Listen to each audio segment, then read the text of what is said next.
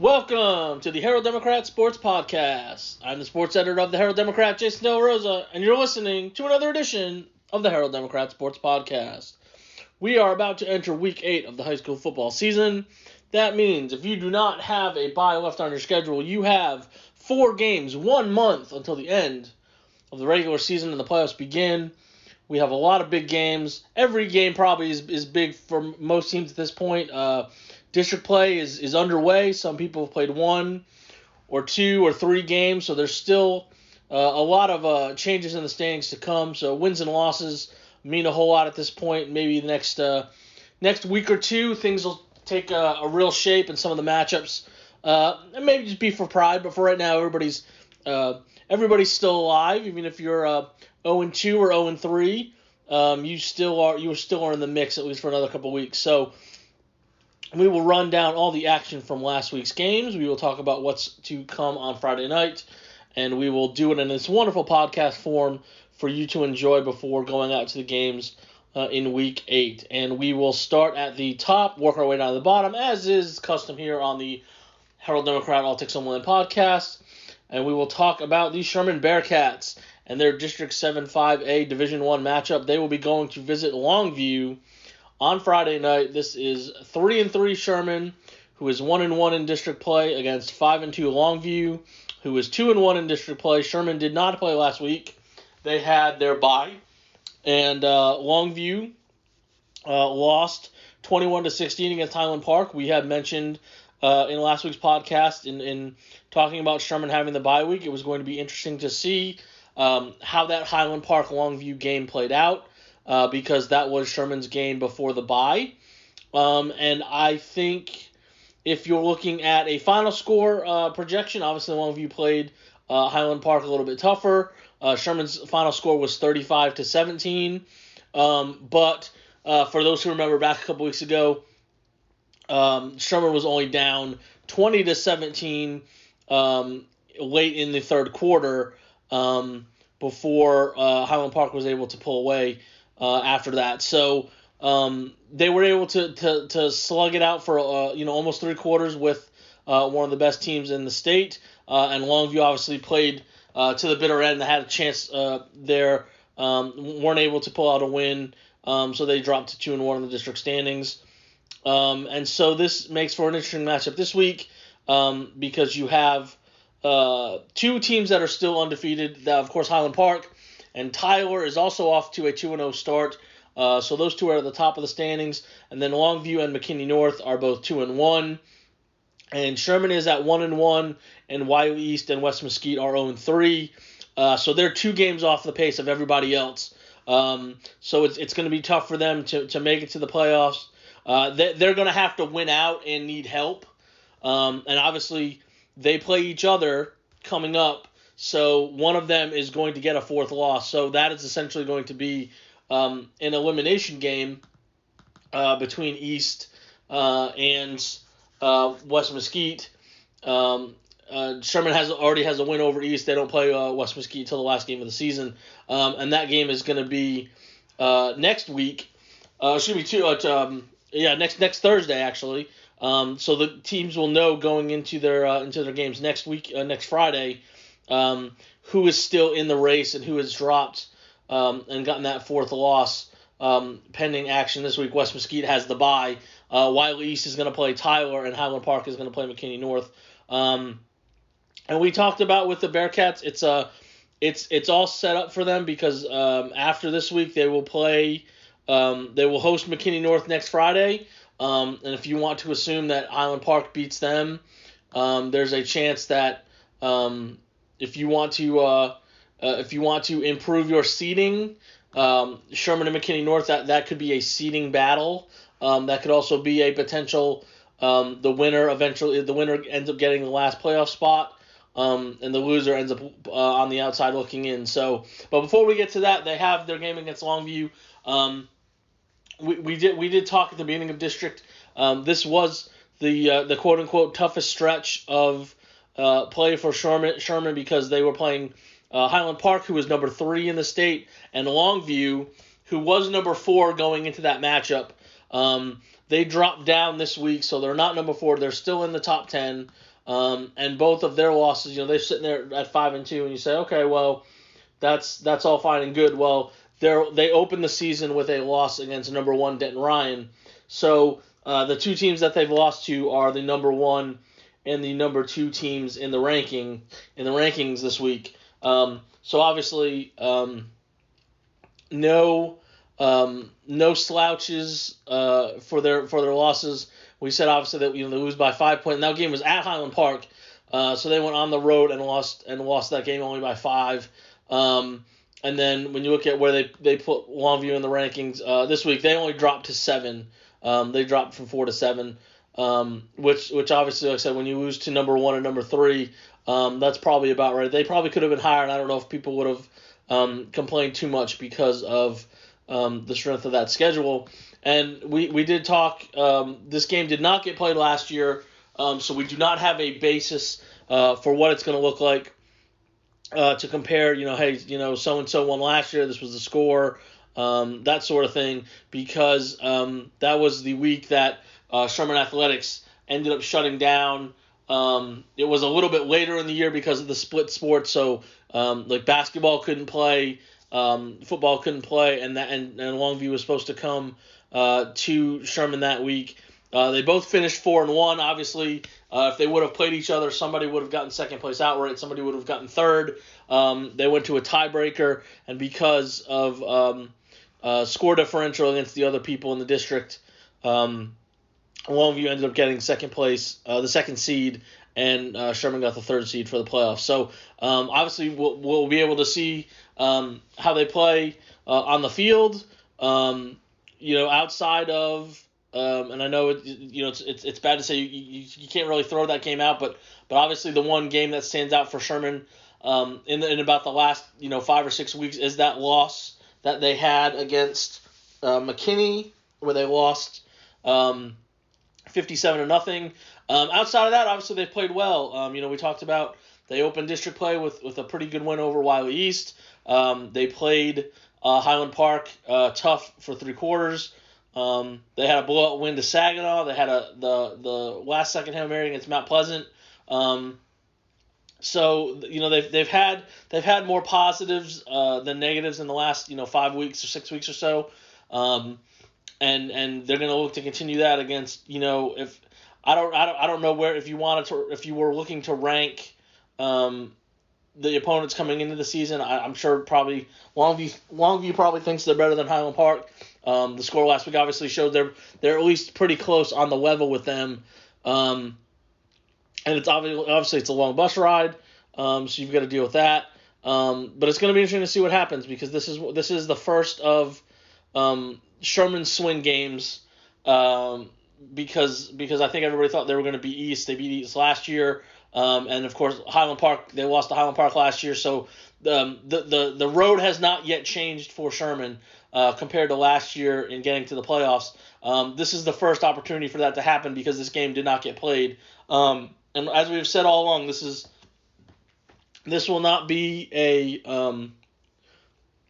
bad situation, a bad scenario for them if they lose, because they still have to beat the people coming up on the schedule, that being North, Tyler, and then West Mesquite, if they were going to get in anyway. Because you can win this game if you're Sherman and potentially still not make it, because if you lose one of these last ones, you could lose a tiebreaker to that team. Just based on how things play out. Obviously, you want to win as many as you can, and if you're Sherman and you can, quote unquote, pull an upset here, based on the rankings and people's opinions, if you can beat Longview, then you can beat anybody else on the schedule. So, really interested to see what the outcome of this game is going to be. And of course, like I said, the eyes are going to be on the other scores as well. I think we are pretty much set on. Wiley East is banged up. They had some guys get hurt last week. I don't think they're going to be able to beat Tyler, and McKinney North is probably going to lose to Highland Park. And so if those things happen, Tyler's going to stay undefeated at 3-0, and so everybody's going to be chasing them and Highland Park in the top 2 spots until Tyler and Longview play to see if they can potentially pull them back to the pack. So going to be interesting to see what happens. I'm sure Sherman used the bye week well. Got healed up. I'm sure, they got halfway through. They got more than halfway through their schedule. I'm sure that it was nice to get a rest, and they've got this sprint to the finish with these 4 games in 4 weeks that are all pretty crucial. And it's going to be interesting to see kind of where they stand as they go to Longview on Friday night. So we'll see what happens when Sherman hits the road in 7-5A Division I play. Big game also for the Denison Yellow Jackets this week to test themselves against a ranked team on the road. Denison will be going to take on Frisco. This game is going to be at Kuykendall Stadium, formerly Memorial Stadium. If you're more familiar with that, that's where they played 2 weeks ago against Frisco Memorial. So they'll be back in that same location for those who are going to be headed out to the game. Again, 7 o'clock start. Don't forget that. Those Denison games are all 7 o'clock starts. And this is 5-1 Denison, 3-1 in district after they beat Lake Dallas last week 40-17. And Frisco is at 6-0. They are 4-0 in district play. They beat Princeton last week 59-21. Frisco had not been ranked at any point this season. That changed with the rankings this week. They moved into the top 10 in 5A Division II. Of course, Lovejoy, the only team to beat Denison, who's also 6-0 and 4-0 in district play. They are still number 3 in the rankings, and Frisco comes in this week at number 9. So that's where Denison was after their 2-0 start when they went into after they beat Brewer, and they moved up to number 7 before losing that game to Lovejoy. Since then, obviously, they've been on a roll. They've won 3 in a row, and this is a big game as well because the 4 playoff teams, we've talked about it all year. We will say it again because it is playing out exactly like a lot of people thought in this district. It is looking like the 4 playoff teams are going to be Lovejoy and Frisco, who are both 6-0 and 4-0 in district play, and Denison and Frisco Liberty are the 2 teams that are tied for 3rd place. They are both 5-1 and 3-1 in district play. Everybody else in the district, Memorial, Rock Hill, Lake Dallas, Princeton, and Lebanon Trail. The first 2 on that list, Memorial and Rock Hill, both have 3 losses, and the bottom 3 have at least 4 losses. So the top 4 is at least 2 games ahead of everybody else going into these final 4 games. So it could be pretty quick.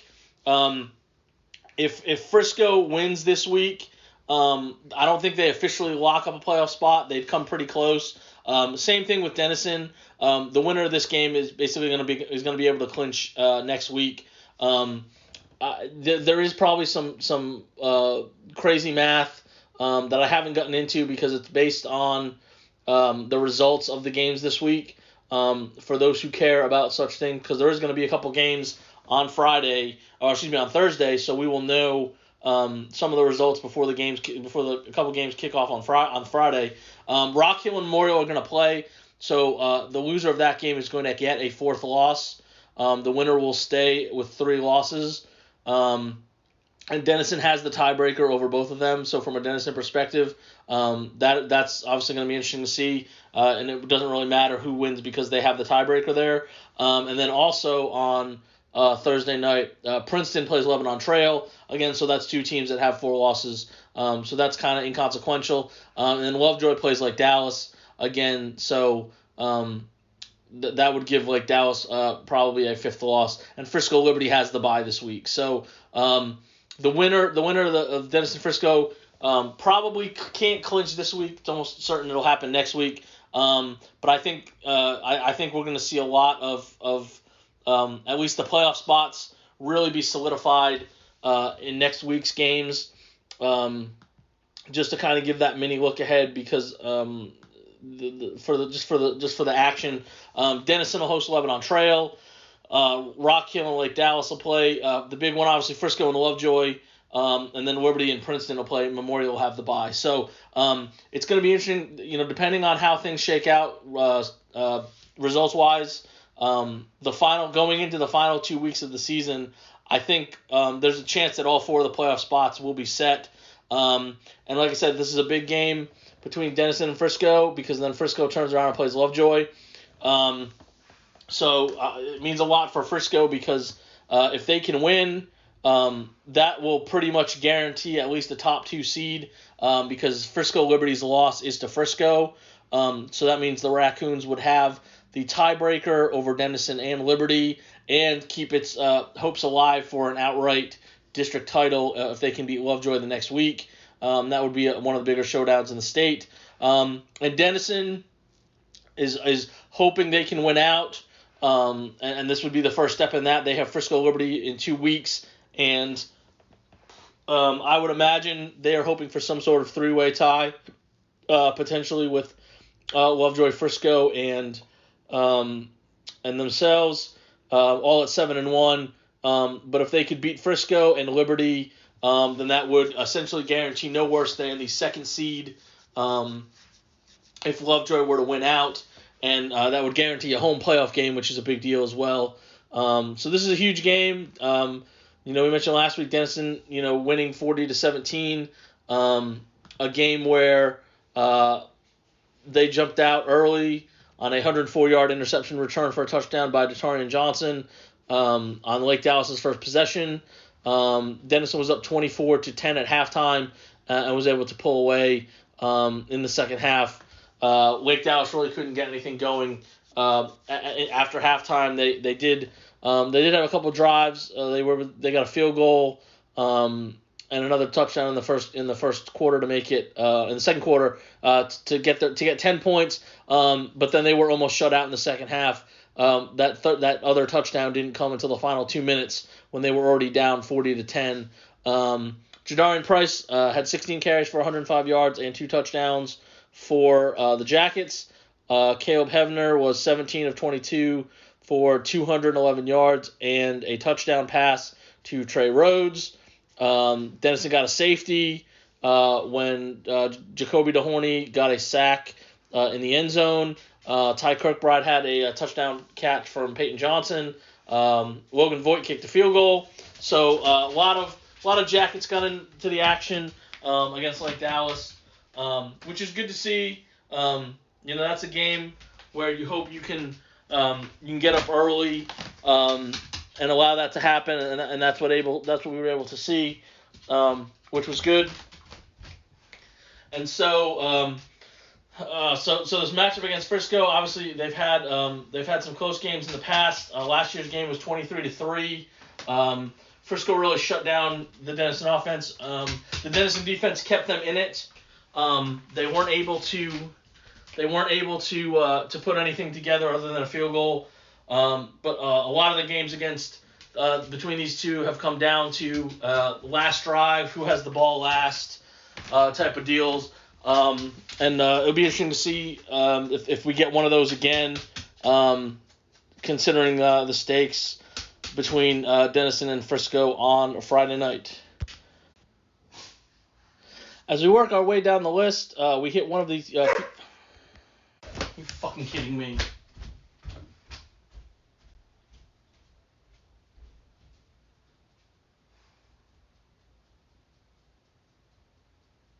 Come here. Come on.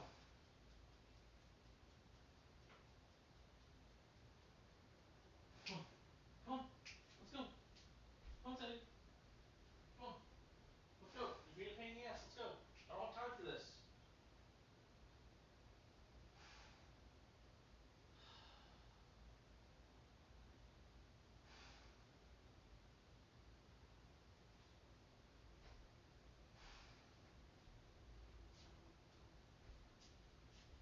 Come on.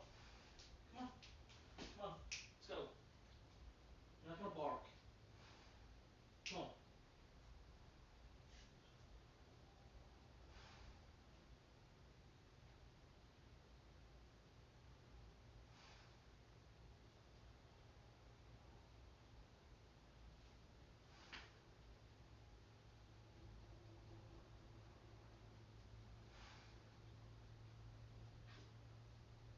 What are you doing?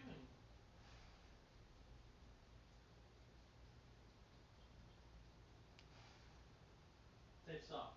Hey, come on. Come on. Go.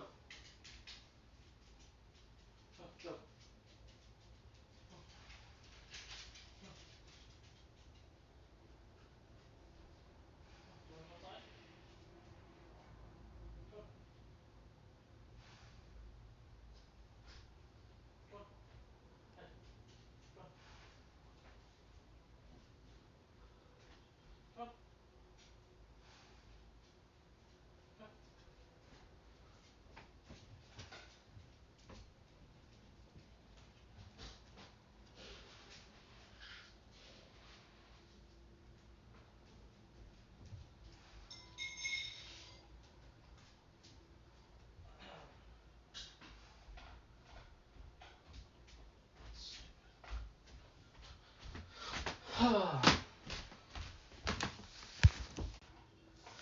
Another team as we head down the list is the Van Alstyne Panthers.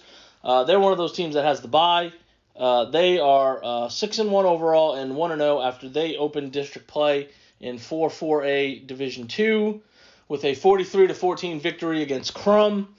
Crum is actually up 7-0 after the first quarter, and then Van Alstyne was able to put things together. After that, they got 4 touchdown passes from Gavin Montgomery, who was an efficient 7 of 10 passing for 211 yards. Jackson Allen had 2 catches for 102 yards, and both of them went for scores. Lucas Lindley had 3 catches for 61 yards and a touchdown. Gavin Bybee had 2 catches for 48 yards and a score, and Jaden Mahan led the way on the ground. He had 28 carries for 146 yards and a score to cap that off. As Van Alstyne, really dominated the final 3 quarters of that one to improve to 6-1 overall and 1-0 in district play, and that's a big win for Van Alstyne because, as we talked about in previewing that game, they had the tiebreaker over Crum. That was essentially an elimination game at the end because Crum went 0 for district, and Van Alstyne, that was their lone win of district. So if Crum had won, they would have gone to the playoffs. Obviously, this is a much improved Van Alstyne team. We've talked about that all season. They've already now doubled their win total from last year when they won just 3 games. They've already won 6, and they're looking for more, and so they have the bye this week, and they will take on Salina next week at Salina in a game that could potentially be for sole possession of first place. And the reason for that is because Sanger is going to play Aubrey this week, and Salina is going to play Crum. I assume that Salina will beat Crum, and I assume that Aubrey is going to beat Salina after Aubrey lost to Salina last week. And so that would make the game against Salina the last 2 undefeated teams in district, with the winner getting sole possession and holding the driver's seat to get the top seed and the district title. But obviously, Van Alstyne's already in a really good spot to make the playoffs now. Much like last year, it's all about how many more wins can you get for seeding. And they were off to a good start after they beat Crum this last week. But of course, they have the bye this week, so they'll rest up, and we'll see them next week when they travel to Salina. Move down to the 3A ranks. We go to 4-3A Division 1, where we have the big game of the week. I think this is probably the spotlight game in this district, where you have Whitesboro hosting Pilot Point, Battle of the Bearcats. This is Whitesboro, who is 3-3 and 2-1. They lost against Brock last week, 42-21. And Pilot Point is 4-2 and 3-0. They won last week against Paradise, 35-21. So you have Brock and Pilot Point are off to 3-0 starts. They are the only 2 undefeateds, and they will not play until the last week of the season. So we'll have to wait a little bit to see that showdown. Whitesboro, after losing to Brock, is currently tied with Peaster in third place at 2-1. Boyd and Paradise are both 1-2, and Ponder and Bowie are 0-3. This is obviously a big game. Last year. It was a quote unquote big upset. Whitesboro was able to win last year 24-6, and that was big because Whitesboro didn't end up even making the playoffs, and Pilot Point did, but obviously that hurt them potentially seeding wise. Because of that loss, I'm sure they're going to be out for a little bit of revenge this year. I think everybody thought them and Brock were the 2 best teams. We do have a common opponent for them, and they played that opponent in back-to-back weeks. I think we mentioned it at the time, but they both played Gunner. Gunner beat Whitesboro 28-6 in what has been the closest game for the Gunner Tigers, who are also on a bye this week. We'll talk about them here in a little bit when we get to that district. And then Pilot Point, they turned around and beat Pilot Point the next week 59-6. So if you want to play that game, obviously their offenses both did about the same, although that 6 points for Pilot Point was an interception return. That was a defensive score. And obviously Whitesboro was able to hold Gunner to a lot lower score than Pilot Point was. So there's that. There's also the matter of the game last week where Whitesboro did lose to Brock 42-21. However, that is the most points that Brock has allowed in a game.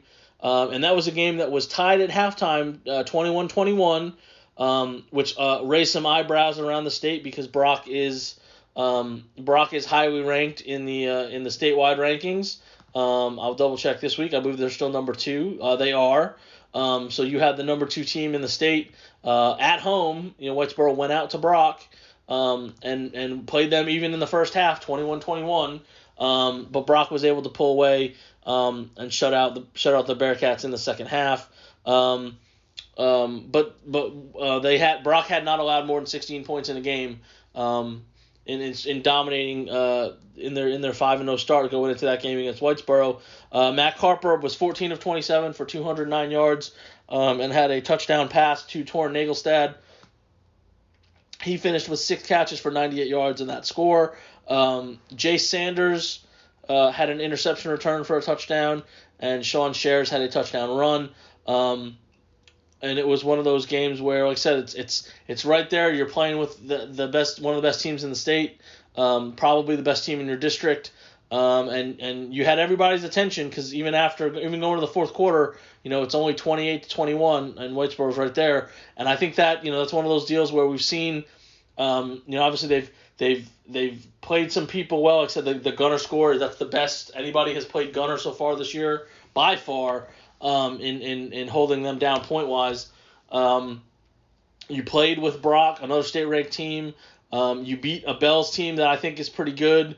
It's probably going to end up finishing 7-3. You beat them in overtime. And so I think that bodes well for when you have to play some of the other teams in this district. And as we've said, just for Whitesboro to make the playoffs, they've already beaten Ponder. They've already beaten Boyd. That's 2 of the 5 teams below them.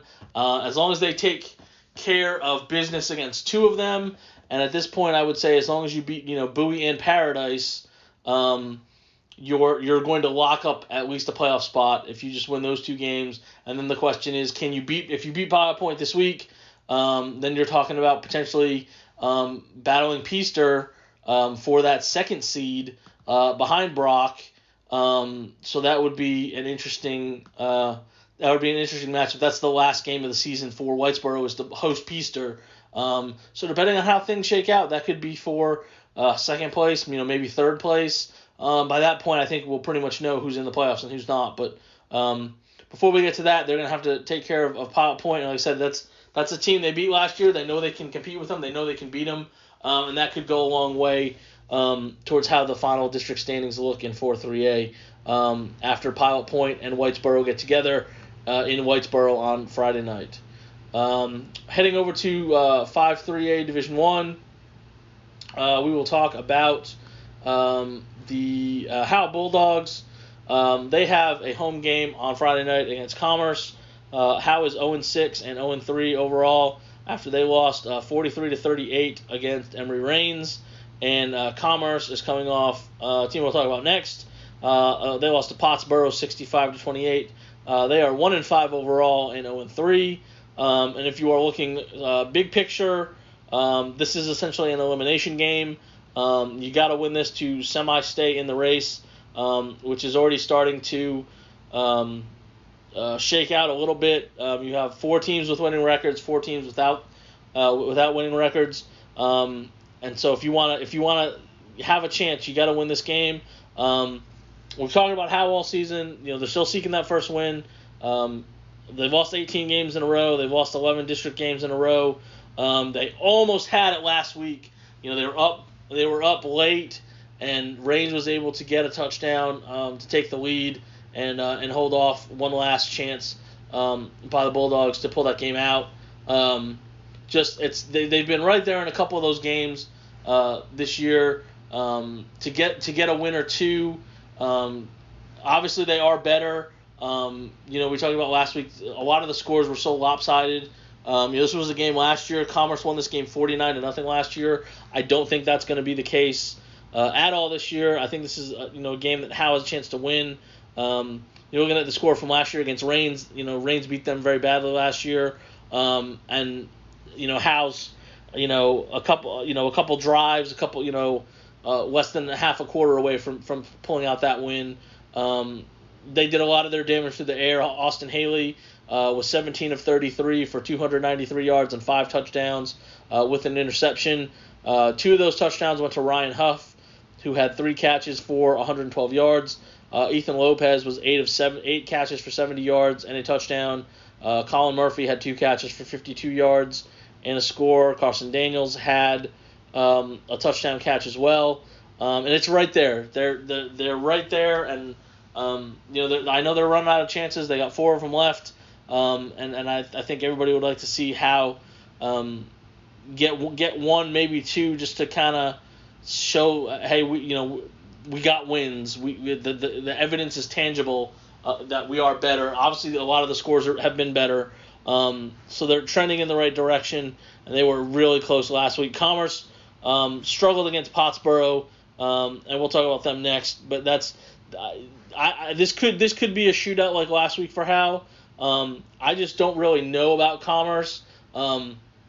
I do know in district play, in the 3 games that they've played, they've given up 76 points, 63 points, and 65 points. And if you're Howe and you can go on the road and score 38 points against Emory Reigns, I think you feel pretty good about what you can do against a Commerce defense that has not looked good at all, especially against district opponents, and is giving up tons of points. So maybe this is the week Howe's able to get off the schneid, and I hope it is. So we'll see if that can happen at Bulldog Stadium on Friday night. And then the other game in this district is obviously involving Pottsboro. They're going to be hosting Mineola. This is 3-2 Pottsboro, who is 3-0 in district play. Mineola is 3-3 and 2-1. Pottsboro won last week 65-28 against Commerce. Mineola lost 49-7 against Mount Vernon. We'll talk about Mineola real quick first, because obviously the key things to know about them are, for those who do remember, one, this game was a crazy game, good game last year.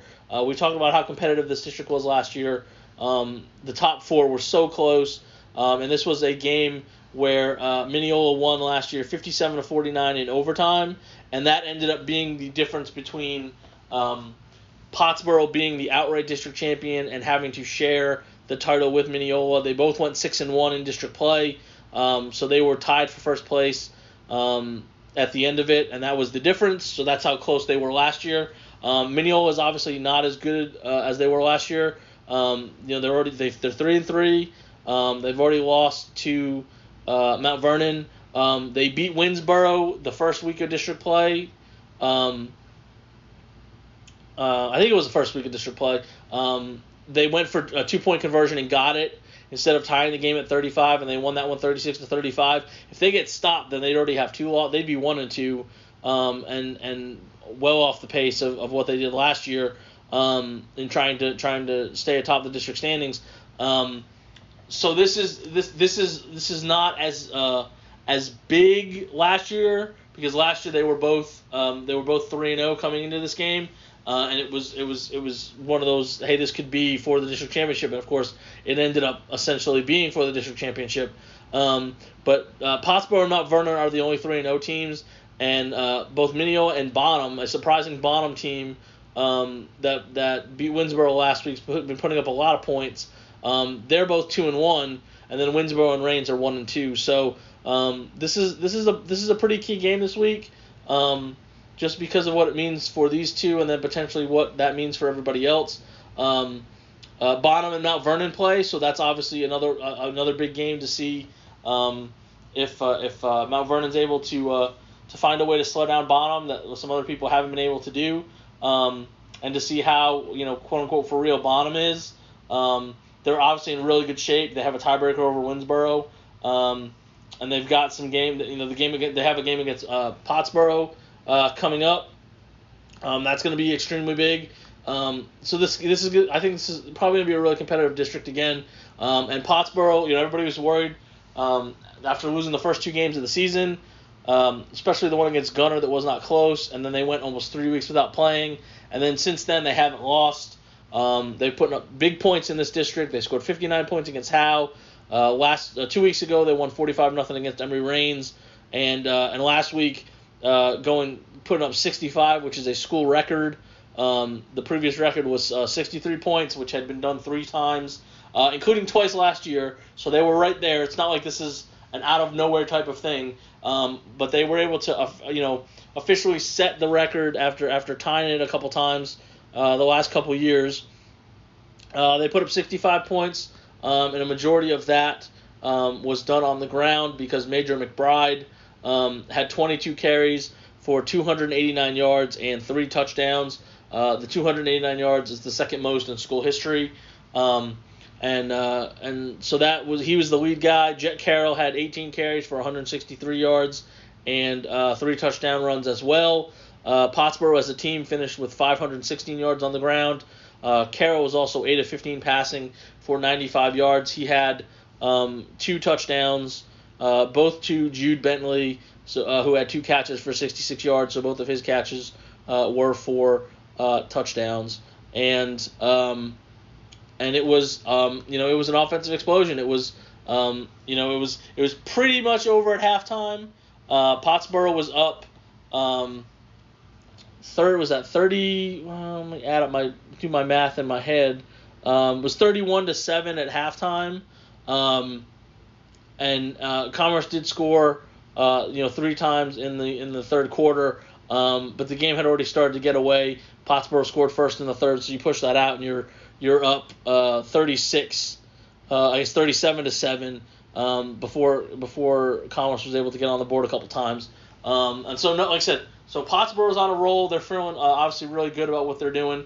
And this is a huge swing game because they have obviously Mount Vernon's lurking for them. Winsboro is coming up. That's the last game of the season for them. And that's a game. It's on the road.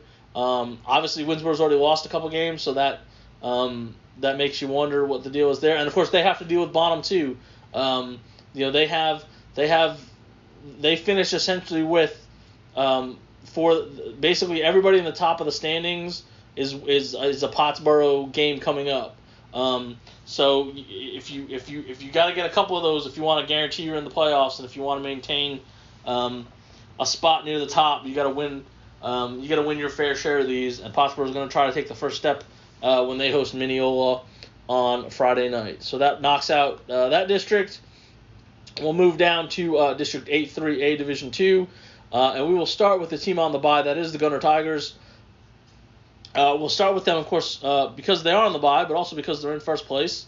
They are 7-0 on the season and 3-0 overall after they beat Leonard last week, 55-12. Again, this is a game that was pretty much over at halftime. Gunner was up 41-6, and unfortunately that means that the streak of not allowing an offensive touchdown in the first half came to an end. DJ Brown is the lucky one to do the honors with his first quarter touchdown run in this game. So Gunner had gone 6 games. The only points they had allowed was that interception return by Pilot Point in the first half of all their games coming into this game against Leonard. Gunner had allowed just 6 points. Of course, Gunner in 7 games has only given up 53 points on the season, and a lot of that has come late in games, not against the first team defense. This was actually the first time, I believe this is the first time somebody's actually scored on the first team defense because the scores have been so lopsided at halftime. So Gunner put this one away early. So they moved to 3-0. That knocked Leonard down to 0-2 in district play. We'll talk about them in a second. A lot of action on the ground. Gunner had over 600 yards of offense. 523 of that came on the ground. Leading the way was Ivy Hellman, who had 7 carries for 156 yards and 2 touchdowns. Ethan Sloan was not far behind with 12 carries for 142 yards and a score. Hudson Graham had 10 carries for 94 yards and 2 touchdowns. He also was 7 of 12 passing for 104 yards and a touchdown pass, which went to Ethan Sloan. And Ashton Bennett had 5 carries for 72 yards and 2 touchdowns to round out that effort. So Gunner has the bye this week. They will. We're at that point where I haven't really looked at playoff projections because There's still a lot to do, and it will depend on so many different combinations. It's not worth looking until actually after Friday night. I don't think Gunner can clinch based on what happens this week. They will play at Blue Ridge next Friday, and as long as they win that, they will clinch with a win no matter what. There might be a convoluted way that they can clinch this week, but I don't think so because of the potential tiebreakers down the road. But they have Blue Ridge, they have Lone Oak, and they have SNS to finish, and they'll be looking to finish off those 3 games, finish off a 10-0 season once again, and gear up for the playoffs. So they'll be off until playing at Blue Ridge. Like I said, if they don't clinch this week, all they would have to do is win next week, and that'll lock in a playoff spot. And then depending on what else happens, that also might lock up the top seed depending on how things shake out around the district. But that's getting ahead of ourselves on that. But we will talk about the other teams in the district that could affect that. And the big game this week in the district is Whitewright hosting SNS. Whitewright is 3-4 and 2-1 after they beat Lone Oak last week 27-21, and SNS comes in at 2-4 but 2-0 in district play, and they had the bye last week. So it's pretty simple when you look at the standings. Gunner and SNS are the only teams without losses so far in district play. Whitewright has won its last 2 district games after opening against Gunner. They beat Blue Ridge, and then they beat Lone Oak last week. So they are 2-1 and tied with Bells for 3rd place. And then Lone Oak, Leonard, and Blue Ridge are all over at this point. So with a month to go, you have Gunner, SNS, Bells, and Whitewright as the favorites to get those 4 playoff spots. Obviously, nobody else in the district has a win. And all those people are going to play each other, which is good and bad, because if somebody gets a win, that means somebody else is going to get a loss. So as long as everybody takes care of their business in the top 4, there's a pretty good chance that would end up being the top 4. But this is a big game in terms of seeding because if Whitewright's able to win, obviously they'll have the tiebreaker. That will bring SNS down a little bit into the pack. And SNS and Bells will be playing coming up next week.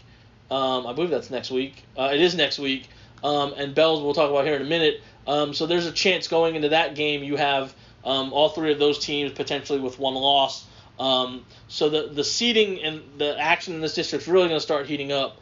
Both these teams were in a bit of trouble coming into district play. Whitewright won its opener, but then lost 3 straight and eventually ended up losing 4 straight because they opened district with a loss to Gunner. SNS didn't even have a win before getting into district play, and then they opened with a pair of wins. And they both beat the same teams. They both beat Blue Ridge, and they both beat Lone Oak. And the scores were relatively close for the most part. So, and this was a game last year. For those that don't forget, this was a defensive slugfest. This was a 10-8 SNS win last year, and I think this has a chance to be really close again this year. It's going to be interesting to see what happens. I mean, obviously, like I said, SNS is coming off the bye. They were feeling really good. I'm always interested to see, because you can't control what your bye is. SNS I'm sure wanted to get right out and play last week because they're on a 2-game winning streak and feeling good. And like I said, and you have Whitewright in that situation. They've won the last 2 weeks. The game against Lone Oak last week, they dominated on the ground. They ran for over 300 yards. Almost had 3 100-yard rushers. Zy Daniels was the main guy. He had 21 carries for 115 yards, scored all 4 touchdowns. Colby Jones had 11 carries for 86 yards. Caden Caraway had 20 for 81. And they were able to hold off Lone Oak to get to 2-1. So this is going to be, like I said, this is a huge game. If you're SNS, if you wanna, you can keep hope alive for that second seed. Like I said, they've got such a tough road because they're essentially playing the top 3 teams the next 3 weeks. Obviously, so they have Whitewright this week. We said they have Bells. Then they have Leonard who may be needing that win to stay in the mix. Like we said, Leonard's already 0-2, and then they finish with Gunner. So, 3 of the last 4 games are against the teams that they're battling, to potentially either win a district title / get a good seed. They were the 3rd seed last year. I'm sure they wanted to improve on that this year. And they're going to find out if they can do it over the next month because they're playing all those teams coming up. And like I said, when they get to that Leonard game, Leonard may need that game to win and have a chance to stay alive, depending on what happens between now and then. So that is obviously it's obviously an all local matchup, but it is definitely one of the biggest matchups in the area because of what it means for District 8 3A as SNS travels to Whitewright on Friday night. And the last game in this district we're going to talk about is Bells hosting Lone Oak. Bells is 1-3 and 2-1 after they won 52-14 against Blue Ridge. And of course, we just mentioned Lone Oak lost against Whitewright. They are 2-4 and 0-2. And this is essentially a must-win for Lone Oak. They opened. They had the bye, and then they lost to SNS, and then they lost to Whitewright. 2 close games, 2 games that they came up short in. If they lose this and they drop to 0-3, one they have to win out just to get to 3-3 to have a chance, and one of those games is against Gunner. So you're thinking obviously that's probably going to be a loss. So the best they could probably do is 2-4, but those wins would come against Leonard and Blue Ridge at the bottom. So this is a game Lone Oak's going to be pretty desperate to get. They need to get it if they want to stay in the race. Because like I said, it's going to be really hard for them because they have Gunner still coming up on their schedule, and they've already lost 2 games to 2 of the teams that they're chasing. And if they lose this one, they're essentially going to lose to the 3 teams right in front of them, and they would not have the tiebreaker. And for Bells, they're on the same path as they were last year to the 2nd seed. They lost to Gunner. But they beat Leonard to open district. They had that loss to Gunner, and then they beat Blue Ridge last week pretty handily, like I said, 52-14 again, and they did it in typical Bells fashion. They ran for 305 yards. They had 0 passing yards, only threw the ball twice. They were both incompletions. Spencer Hines had 11 carries for 93 yards and 2 touchdowns. Bo Baker had 10 carries for 90 yards. And chipped in defensively with a 60-yard interception return for a TD. Hayden Allen got 7 carries for 39 yards and scored 3 touchdowns. Preston Carter added a touchdown on the ground. And this was a game that was pretty over after 3 quarters. It was I guess if you want to say it was close at halftime.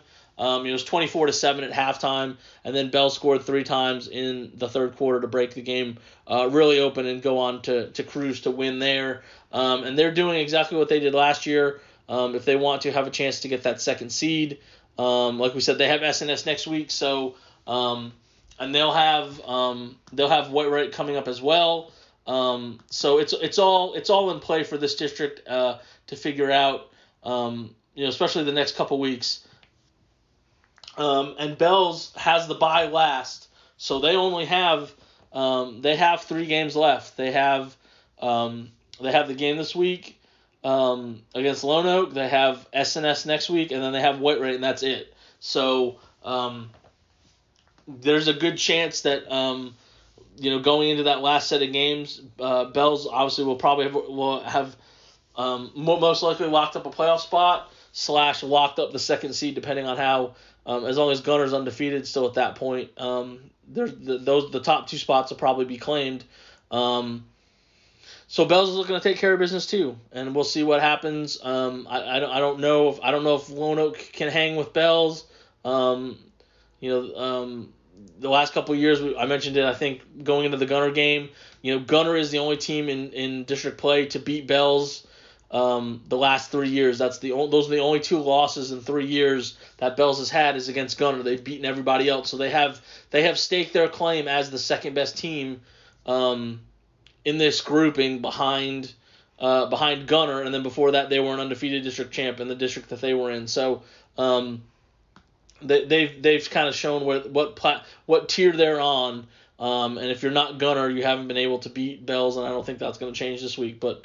we'll see what happens and see if Bell stays on that path for a playoff spot in the second seed when they host Lone Oak on Friday. A couple more games here. We'll go down to 2A.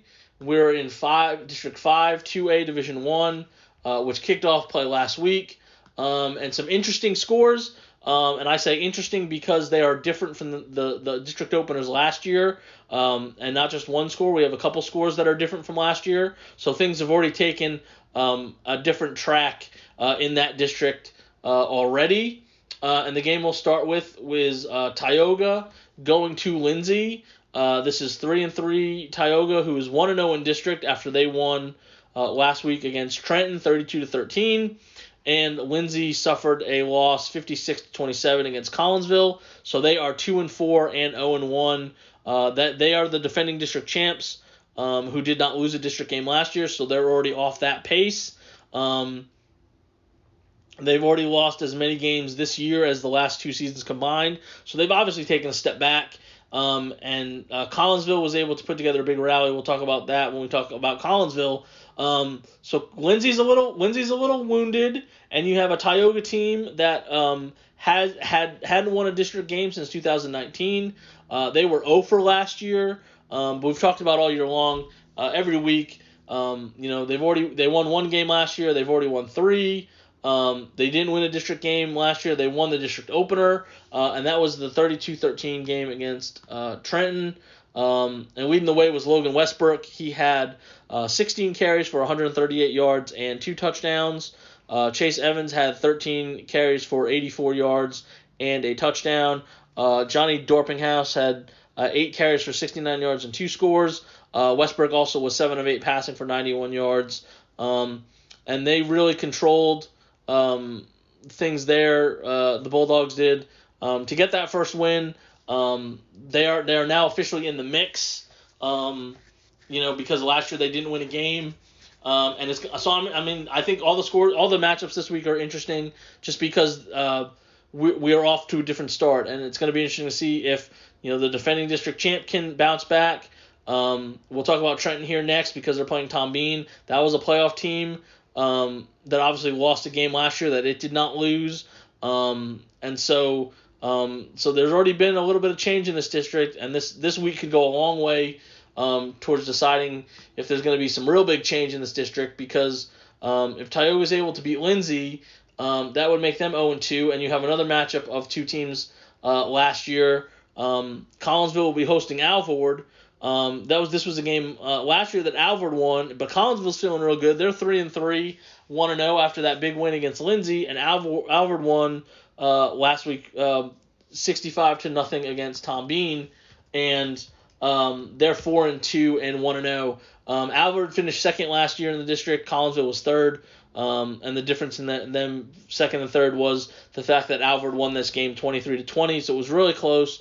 Collinsville was down 27-7 last week against Lindsay, and they exploded for 49 unanswered points all in the second half to storm back and win that game 56-27. The big names in this one, and there's a bunch of them because it takes a team effort when you're down 27-7 to put up 49 points in a half. But Rylan Newman led the way. He had 5 carries for 81 yards and 2 touchdowns. He also caught 4 passes for 106 yards and a touchdown. Colin Barnes had 10 catches for 134 yards. He also had an 88-yard kickoff return for a touchdown to go with a touchdown catch from Logan Jenkins, who was 17 of 26 for 254 yards in those 2 touchdowns. Garrett Trevino only had 38 yards on 12 carries, but he had 3 touchdown runs. And that was just a massive, massive comeback. And Collinsville wins a game that they did not win last year. And they have a chance, if they beat Alvord, a team they did not beat last year, to probably consider themselves in the driver's seat. If obviously one of these teams, no matter what's going to be 2-0, and then the question is, what does Tioga do against Lindsay? If Tioga wins, then the winner of Alvord Collinsville stays tied for first place with Tioga. With Tioga playing those 2 teams coming up, or the winner gets outright first place if Lindsay's able to beat Tioga. So those are the two games to really watch in this district.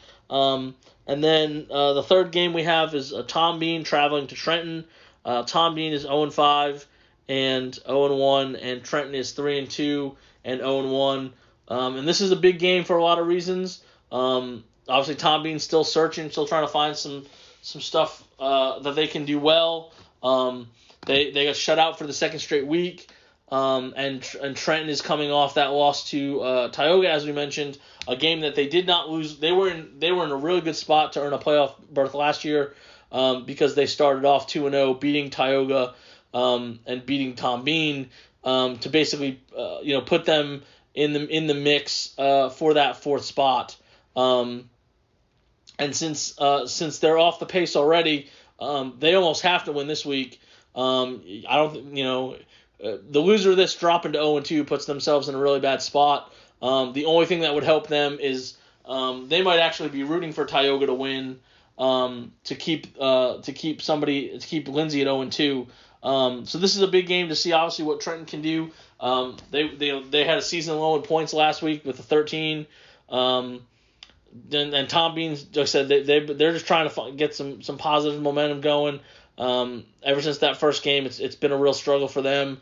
But this could be potentially a game that if they're able to string some stuff together, they'll be in that mix. The last couple of weeks they were in the mix. They didn't have a very good record. It was better than this, but not by much. And they were able to hang tough until the last couple games of the season to have a chance to make the playoffs. So all three games this week in District 5 2A Division 1 are going to be big just because you have 3 at 1-0, 3 at 0-1. We could get some real movement.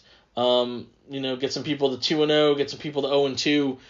Really shake things up going into the final 3 weeks of the season. And in a small district, that's always the case because every game, you can drop from you can go from first to fifth or first to fourth real quick based on the rest of the results in the district. And the last game we'll talk about, Texoma Christian comes off their bye.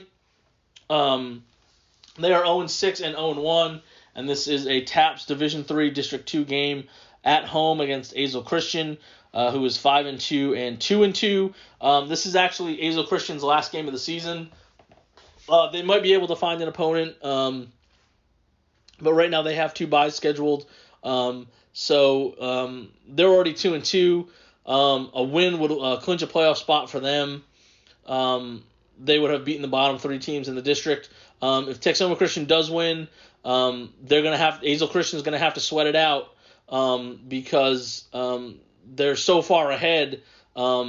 Everybody else is going to be playing games the last couple weeks that could potentially knock them out versus tiebreakers or whatever. And much like with Tom Bean, Texoma Christian, again, they've been struggling offensively to put stuff together. We talked about they were going on the bye. Hopefully they were able to figure some stuff out.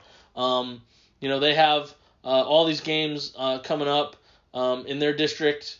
Like I said, it's just weird looking at their district because some people have only played 1 district game, some people have played 2 district games, and some people have played 4 district games. So it's really hard to tell who's where in the when everybody's played a different number of games. I think we'll get a much clearer picture of this district after this week. I don't think TAPS, and they haven't said yet, and I don't know if they're going to wait to see for sure. Last year everybody got into the playoffs because of they said because of COVID and everything that people would have games canceled, that it wasn't fair, that certain people wouldn't be able to prove it on the field. There was talk that was going to happen again this year. I don't think that's going to happen, just based on the fact that a lot of games have been played as scheduled for the most part, especially the last couple of weeks. The cancellations the first couple of weeks just around the state were pretty bad.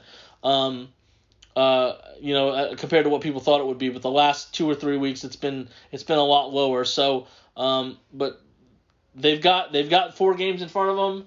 I'm not saying they've got to win them all, but they've got to win a couple of them. And it was going to help to start this week with Azle Christian coming to TCS to get on the board and be in the running over the final month if they want to have a chance to make the playoffs again this season. So that's a look at Week 8. that's a recap of what happened in Week 7. Always going to be interesting to see what happens. So many games are just going to affect the standings every Friday from here on out, and I know I'm looking forward to it. See who gets in the playoffs. See how many teams we can get in. Hopefully, it'll be a pretty good number. I think we're looking at a good number right now. I think we have 14 teams in Grayson County, and from the looks of it, I think we might get. I think double digits is definitely in play. I think we could have 10 or 11 of the 14 get into the playoffs, a month out, which may seem optimistic, but a lot of people are off to a lot of good starts in district play, and we'll see if they can carry that on both into Week 8 and beyond. So we'll see what happens Friday. I've said it the last couple weeks. It sounds like we're actually going to have some true fall weather this weekend, so you may need to bring a hoodie or a jacket, and maybe it'll be that way for the rest of the way. So stay safe, enjoy the games. Appreciate you guys listening every week, as always, and we will talk to you next week as we hit the home stretch for the high school football season. So thanks for tuning in.